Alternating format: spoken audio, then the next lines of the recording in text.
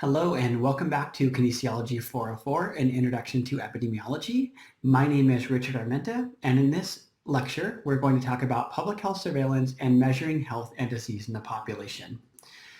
By the end of this lecture, you should be able to describe the role and process of public health surveillance and the different types of surveillance, explain the differences between and calculate measures of health status, including various ratios, proportions, and rates, and describe the role of descriptive epidemiology in understanding health and disease. So as we get started, I want to review the definition of epidemiology because it plays an important role when we're trying to understand what surveillance is and why we need to measure health and disease within epidemiology. So to remind us, epidemiology is the study of the distribution and determinants of health-related states or events in human populations and the application of this study to prevent and control health problems. So what I want you to think about as we go through today's lecture is how we use surveillance and how we use these different measures of health status to describe the distribution and determinants of health in human populations, and how we can use this information to help us develop prevention and control measures for health problems to prevent the spread of disease in our population. So we're going to get started with first talking about what surveillance is. So the term surveillance comes from the French word meaning to watch over. And so if we look at the definition given here, public health surveillance is the ongoing, systematic collection, analysis, and interpretation of health-related data essential to planning, implementation, and evaluation of public health practice, closely integrated with the timely dissemination of these data to those responsible for prevention and control. So if we break down that definition and examine the key words, surveillance is the systematic. So what that means is that there's some kind of process that we follow. Ongoing, which means that it's happening all the time. Every single day we have surveillance systems that are collecting data about the health of our populations. And so that collection part is important because we have different methods of collecting data, and we'll talk about those in a moment.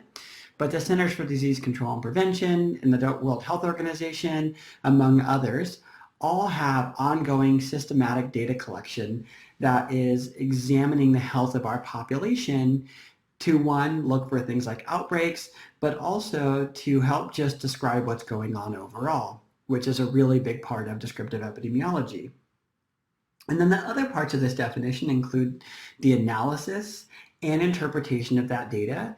So what that means is that we use that data that we're collecting to then understand why we're seeing that disease spread in our population, so we can then disseminate information about what's going on and implement public health practices to prevent the further spread of those diseases. So public health surveillance is closely linked to public health practice because in order to conduct effective public health practice, we need to use this information and have accurate, timely information to understand where we need to put control measures into place and what those control measures need to be to prevent the further spread of disease in the population. So the real goal is to provide information that can be used for health action by public health personnel, by government leaders, and the public to guide public health policy and programs. So there's many uses of public health surveillance. Those include things like identifying patients who have disease and those patients' contacts. So if somebody has, for instance, tuberculosis, or if somebody has the flu or COVID-19, we would do contact tracing where we would look at people who they've come into contact with so that we can do testing and treatment and intervention to prevent the further spread of those disease.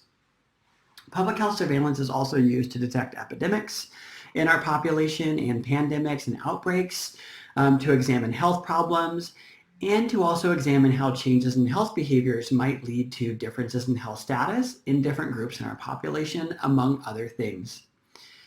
It's used to estimate the magnitude and scope of the health problem so we can gather information to start to examine and describe how big of a problem it is that we're seeing. And we can also use surveillance data to measure trends and characterize disease. So essentially we can use this data to say, Who is it that's getting the disease? Where is it happening? When is it happening? And so these are all things that should remind you of descriptive epidemiology. We could also monitor changes in infectious and environmental agents. So how are they moving through space and time? Who's getting infected? And when we do implement control programs, such as things like social isolation or quarantine, we can assess whether or not they're effective through ongoing surveillance to see how that disease has continued to spread after we have put those control programs into place. And then lastly, surveillance can be used to develop hypotheses and stimulate research as we move into analytic epidemiology and conduct research on the spread of disease and actual determinants of disease in the population. There are multiple types of surveillance. We're going to first here focus on the two main types of public health surveillance, and those are passive and active surveillance. Most routine notifiable disease surveillance relies on passive reporting. So in passive reporting, a physician or a laboratory or another healthcare provider takes the initiative in submitting a report that lists out the cases of disease in that state. And then the health department or health agency waits for those reports to be submitted by others, and then they take those reports and, if necessary, report them out to national agencies or global agencies that are tracking disease in the population. Passive surveillance is the most common type of surveillance because it's simple and inexpensive, but it's also limited by variability of quality and incompleteness in reporting because it requires on our doctors and our laboratories and healthcare facilities to input data and to, on an ongoing basis, report that data out to those who are in the need to know for that so that we can get accurate numbers who have the disease. There are a number of reportable diseases in the United States, and sometimes it varies from state to state. Sometimes there's different reportable diseases globally than there are in the United States and other places. So some of those include things like HIV. If a person is diagnosed with HIV, that is a reportable condition, and that needs to be reported out to the state, who then reports that to the CDC. So we can track the number of HIV diagnoses in the United States and calculate things such as incidence and prevalence, which we'll talk about in just a moment. Active surveillance, on the other hand, involves regular outreach to potential people who would be reporting on disease, including doctors and public health programs and other healthcare officials, to stimulate the reporting of specific diseases or injuries. Active surveillance can validate the representativeness of passive reports because it ensures more complete reporting of conditions, because there's actual follow-up and there's actually this process that's put into place to track those diseases. It can also be used in conjunction with different types of epidemiologic investigations to examine disease more completely in our population.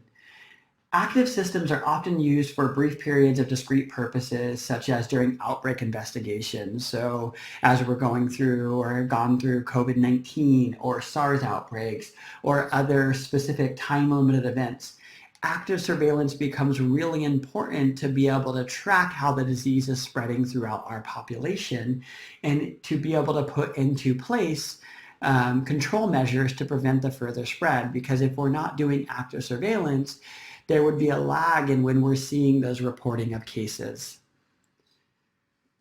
The other types of surveillance include both sentinel and syndromic surveillance.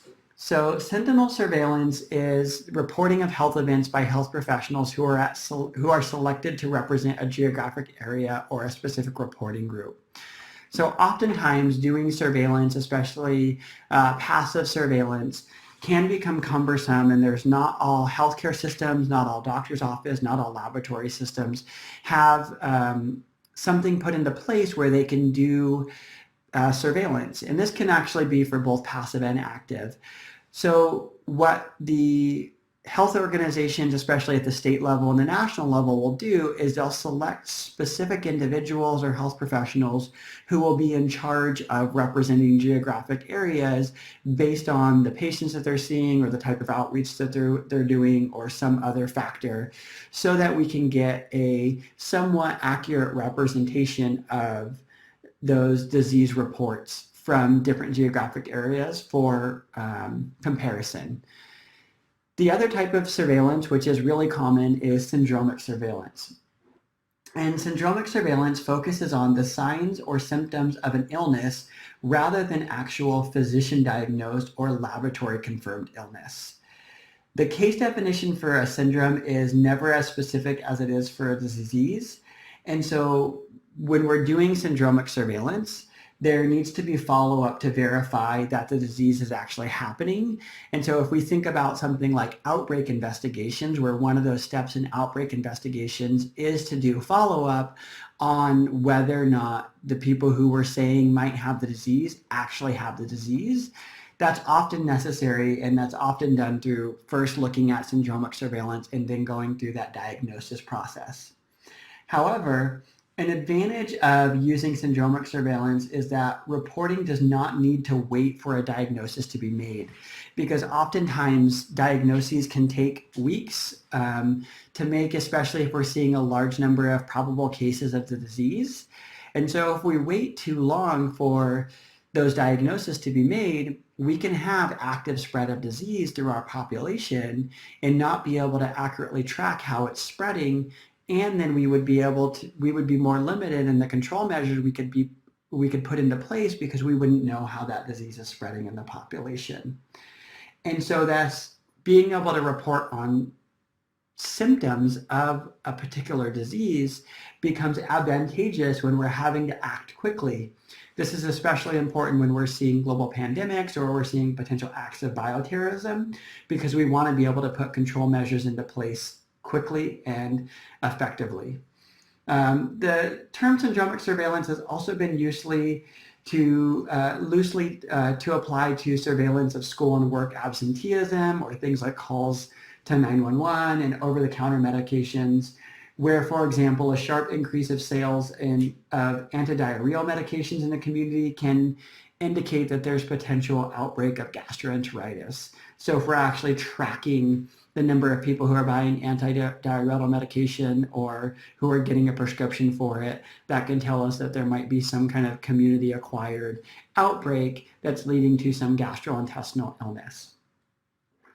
When we talk about the reporting of the diseases in the United States and globally, this figure here shows a disease reporting pathway where diseases would be reported up to the Centers for Disease Control and Prevention, which is in charge of the larger surveillance of health conditions in the United States.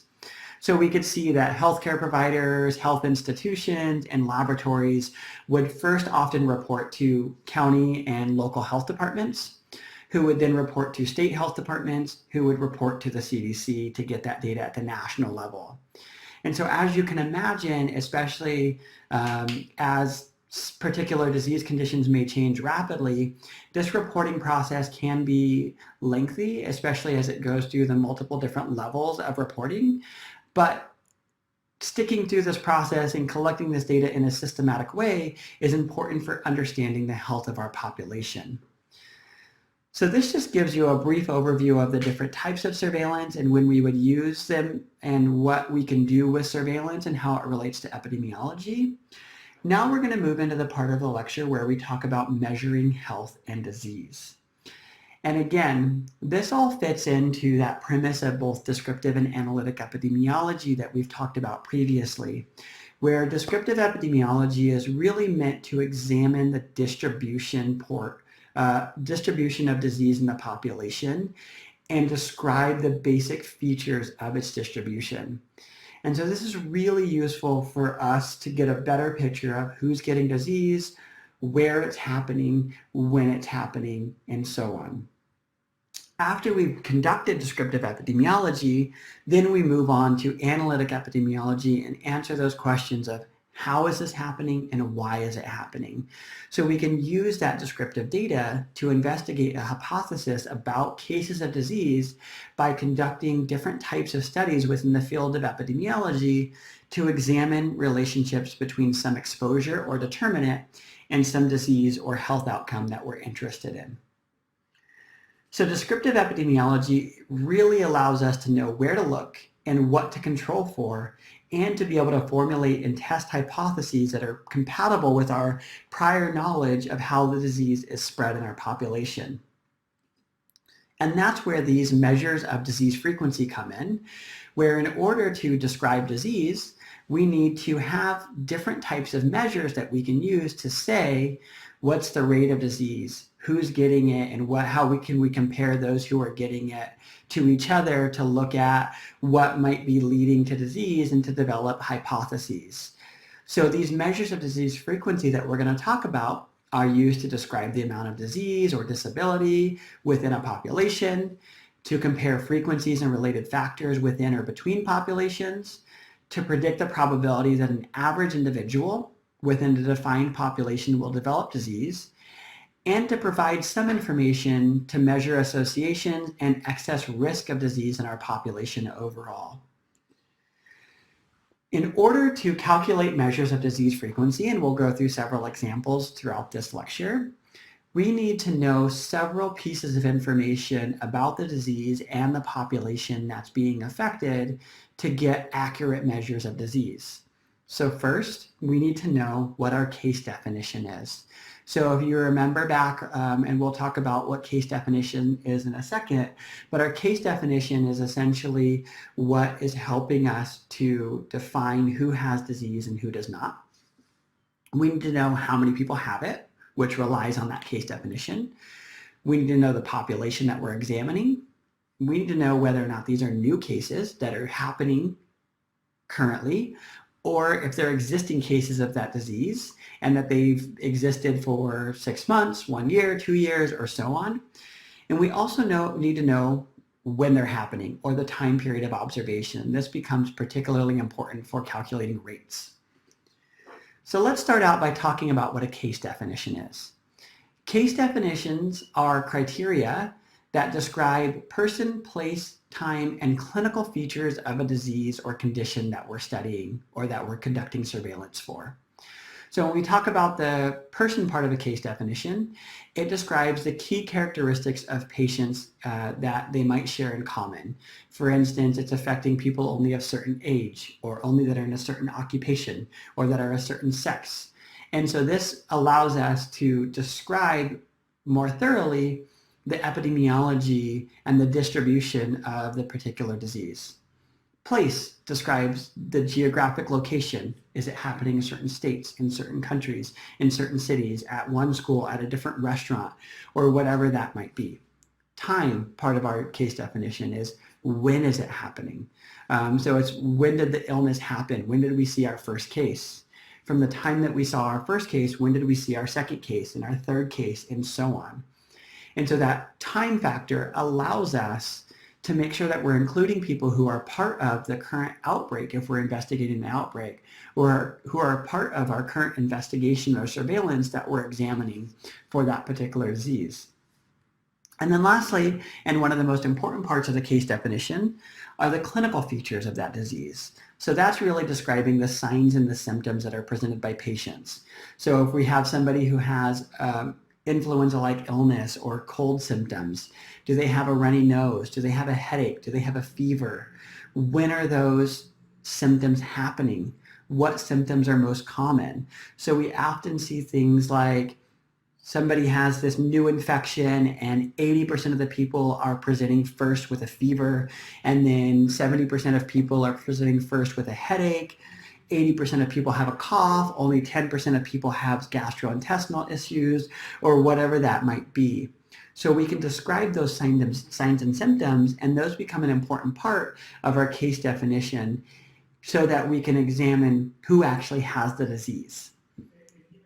So to give you an example of a case definition, and one that has actually changed as we've gathered additional information and updated our guidance for what it means to have HIV and AIDS, is the example of these AIDS case definitions throughout time, starting in 1982 to our current definition. And I'm not going to read through each of these, but the first one I'll read is that in 1982, AIDS was defined as a disease at least moderately predictive of a defect in cell-mediated immunity, so some kind of immune suppression, occurring in a person with no other known cause for diminished resistance to that disease. So it was pretty vague, and we weren't quite sure what was going on at that time. But as we gathered additional information, we updated that case definition to where then in 1985 says somebody with AIDS has to have first tested positive for HIV, because at that point we had identified that the human immunodeficiency virus was necessary for somebody to have AIDS. And then on top of that, they had to have cases of disseminated histoplasmosis, isopsoriasis causing chronic diarrhea, bronchial pulmonary candidiasis, or non-Hodgkin's lymphoma, and Kaposi sarcoma in persons 60 or older were considered cases of AIDS. So this was also still a very broad definition. But as we move through, we've come up with more specific criteria with what it means to have AIDS. With our current definition, case definition that we use to diagnose somebody with AIDS, is a person with HIV.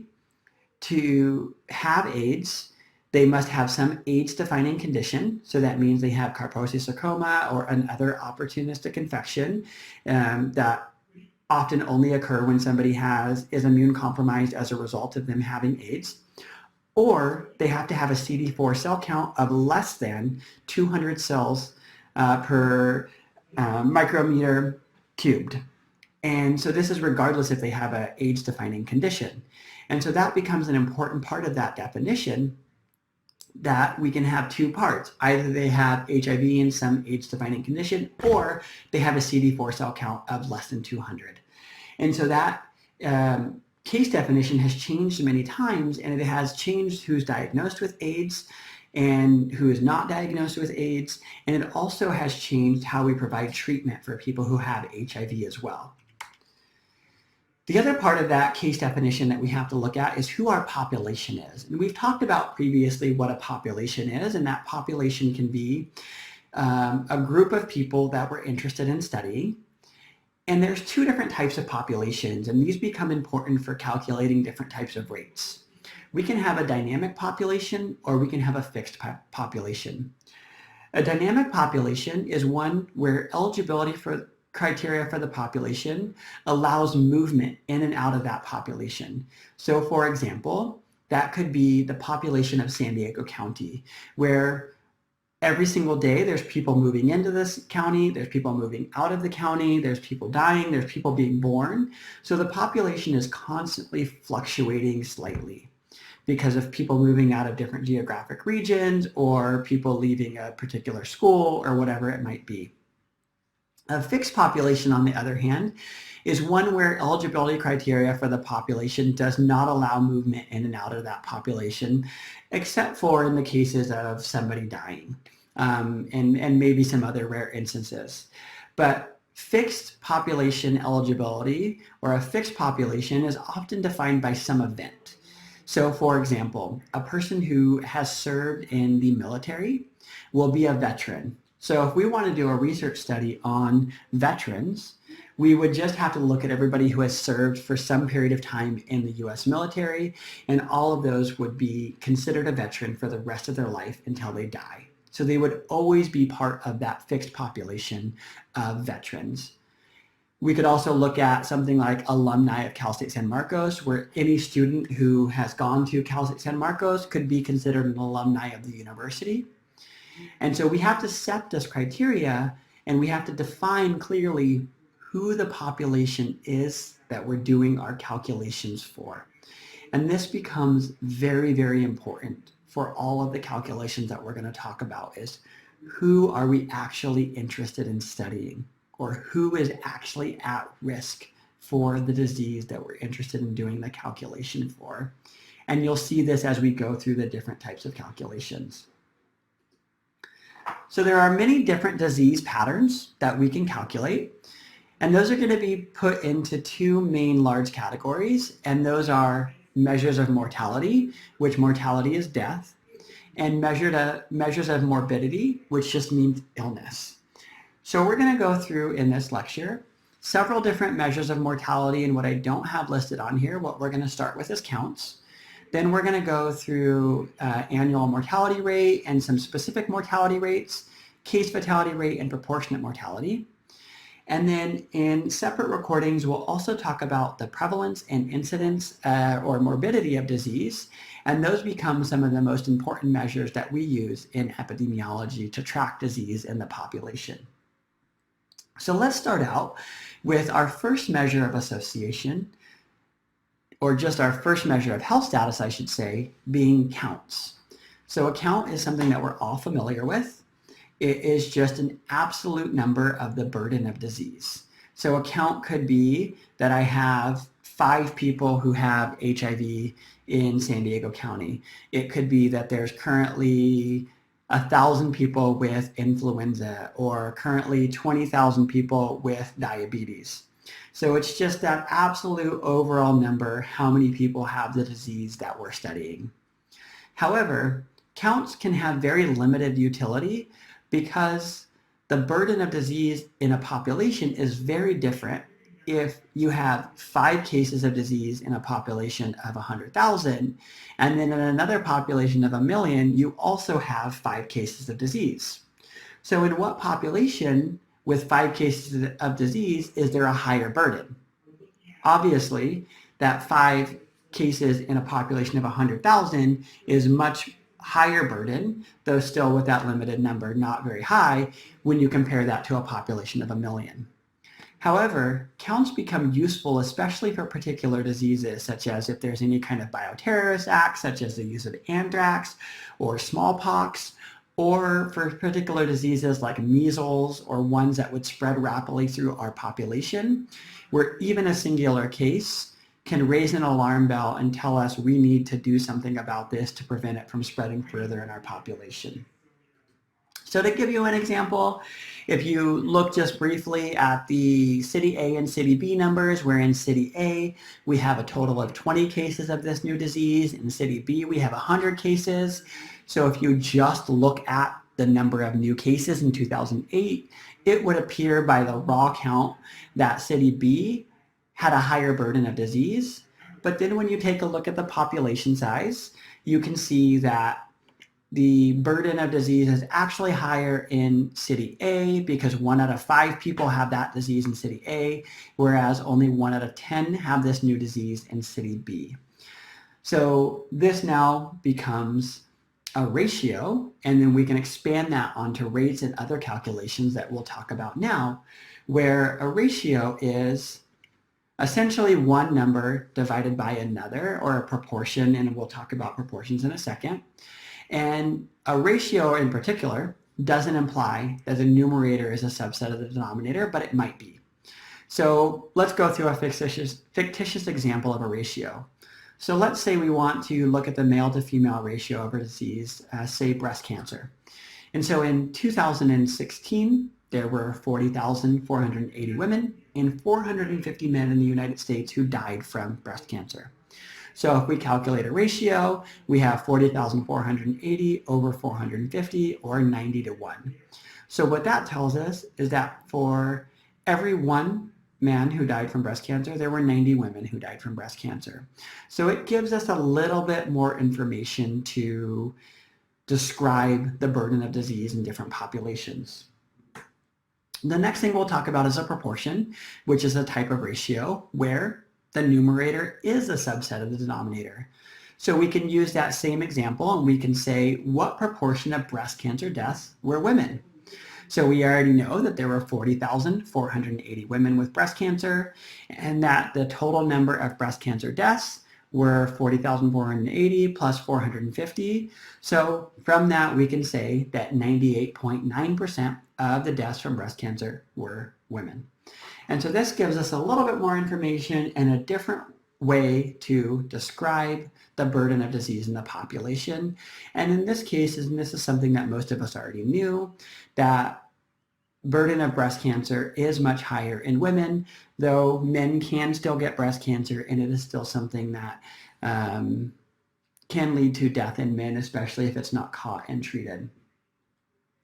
And so from ratios and proportions, we're now going to move on to rates. A rate is another type of proportion or ratio that specifies a time period. So that time period becomes extremely important because it gives us another piece of information about when that disease is actually happening.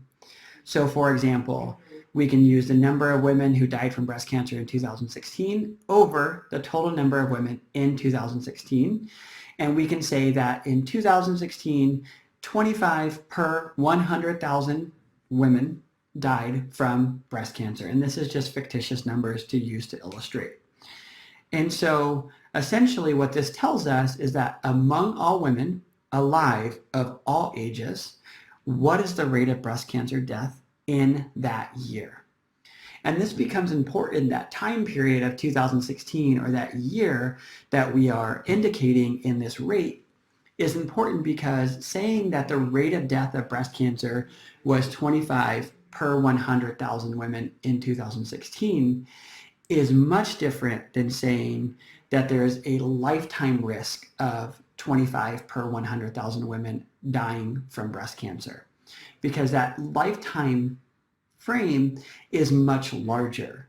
And so when you spread that out to say over a potentially 75, 80-year lifespan, we have 25 per 100,000 women versus in this given year, there's 25 per 100,000 women that are dying. Those numbers are interpreted much differently. So rates contain multiple different elements. They contain the disease frequency, which is the numerator, so how many people have the disease or how many people die. They contain the unit size of the population, so who is our population of interest, that's our denominator. And they also contain the time period during which the event occurs. So essentially, in what year, in what month, over how much time, whatever that is that you're defining. And that becomes important because you as the investigator and the public health person would define the time period that we're calculating these rates for. Typically, we calculate rates of disease per year in the United States. Unless we see something that's more deadly or happening more rapidly, we might calculate them monthly or on other time frames depending on the particular disease. There are multiple different types of rates, including crude rates, specific rates, and adjusted rates. For the purposes of this class, we're just going to talk about crude rates and specific rates, but I do want you to be aware that adjusted rates are a much more powerful type of rate because they allow us to better compare populations that have a different demographic makeup. So that might be something like comparing the rate of death in California to the rate of death in Florida, where we would expect the rate of death in Florida to probably be higher than the rate of death in California because they have a larger elderly population, because people are retiring to that area. So those adjusted rates allow us to take those types of things into account. Rates are really important for decision-making in public health because public health measures require data that describe the disease and summarize the number of cases. And this is especially important for outbreaks and epidemics and for understanding the size of the problem that we're seeing. Count ratios and proportions are good for that initial description of the problem. So we have one case, we have two cases, this percent of cases are happening in this part of the population, here's the ratio of it happening. But they become limited when we're actually trying to put into place control measures and better understand, especially larger epidemics and outbreaks that might be happening. Rates are also useful because they can put the disease frequency in the perspective of the size of the population. So as we had seen earlier, counts become limited when you're only looking at just the raw number of cases. It doesn't tell you how many people are in the population that number of cases is happening. We would always expect that in a larger size population, we would see a larger number, a greater number of cases just because there's more people for that disease to occur in. And so if we're comparing disease, say in San Diego to a rural town in somewhere else in California, we would expect just that raw count of cases in San Diego to be higher, but potentially The rate of disease could be higher in the smaller town, just depending on how it's spreading and what resources they have, what type of surveillance is going on, and so on.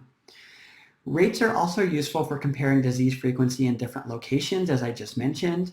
They're also useful for comparing at different times, so we can compare how rates change over time. What was the rate of HIV in 2015 versus 2016 versus 2017, and so on. We can also use rates to look at the effectiveness of public health programs that we might put into place. So say we put out a smoking cessation program. Do we see the rate of smoking drop from one year to the next after that smoking cessation program was put into place? Rates are also a measure of risk, especially when we're calculating what we would call an incidence rate, which we'll calculate in a separate lecture. And it can convey how quickly the disease occurs in a population. So the higher the rate, the more quickly that disease is occurring in that population, and the higher potential for spread as well, because you're seeing more people infected. And they provide more complete information to describe or assess the impact of a health issue in a community or a population. And so rates really are one of the central measures that we use in public health and in epidemiology to describe disease. And in separate lectures as part of this section of the course, we're going to go through calculating some different types of rates, including mortality rates and morbidity rates, so that you can get a better idea of how they're used and when they're used to describe the health of the population. So make sure you watch the additional lectures on measures of morbidity and mortality, including those on rates and on incidence and prevalence. And if you have any questions, please feel free to email or ask them using another mode of communication. Thank you.